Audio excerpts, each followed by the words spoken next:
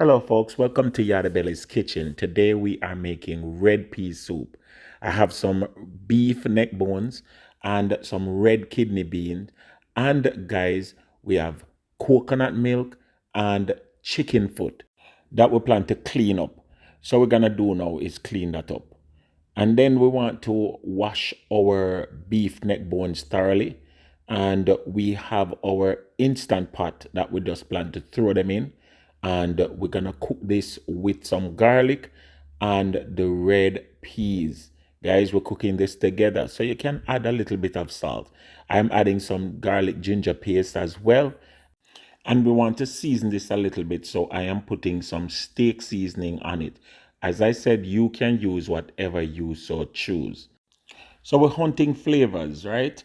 So I want to use some pimento seeds and whole cloves. Just add this to your instant pot and pressure it. Now we're going to turn our attention to the chicken foot. We want to marinate our chicken foot, and so we're going to season it up and leave it until the beef is done pressuring. When it's done pressuring almost, you want to add your chicken foot. So you're going to check to make sure that the peas is cooked, the beef is almost cooked, then you add your chicken foot. Then you turn your attention to the ground provisions. We have cocoa and we have sweet potato. We also have a breadfruit that we're going to be using for the soup. You want to cut up your vegetables as much as possible in bite-sized pieces. And be careful, guys. The way in which I'm doing this dish, I'm changing it up a little bit. I'm not doing it as the conventional way or we normally do it. So watch carefully. I'm also making some cornmeal dumpling, and I am cutting up my sweet potato. I'm not going to use the whole of the sweet potato. I'm just going to use half. You want to cut up your stuff, knead your flour, make your dumpling, and then this is where the trick comes now, guys. We are going to add all these foods to a boiling pot of water. We're not going to add it to the soup. We're going to add water to the pot, add the dumpling, the potato, everything, and then we're going to add our coconut milk to the food.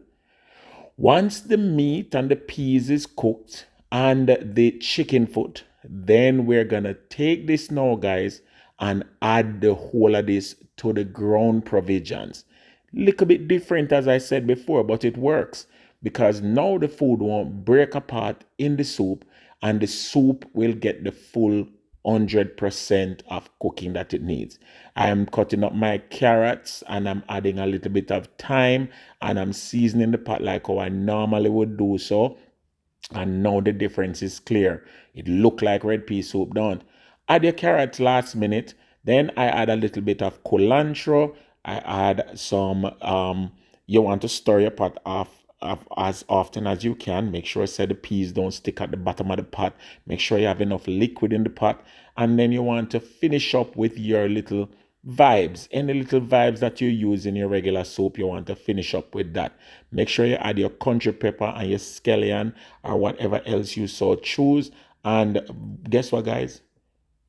Soup ready. Soup is ready. I cannot wait to dig into this one. Ladies and gentlemen, this nice red pea soup, you just turn on the fire and make it finish simmer. And here comes the pièce de résistance. Red pea soup, thick and rich with the beef neck bones right where they're supposed to be, the chicken foot right where it's supposed to be. Make sure, ladies and gentlemen, that you like, share, and subscribe for more of these awesome Jamaican foods. Yardie TV, big up on yourself, and you don't know how that we say.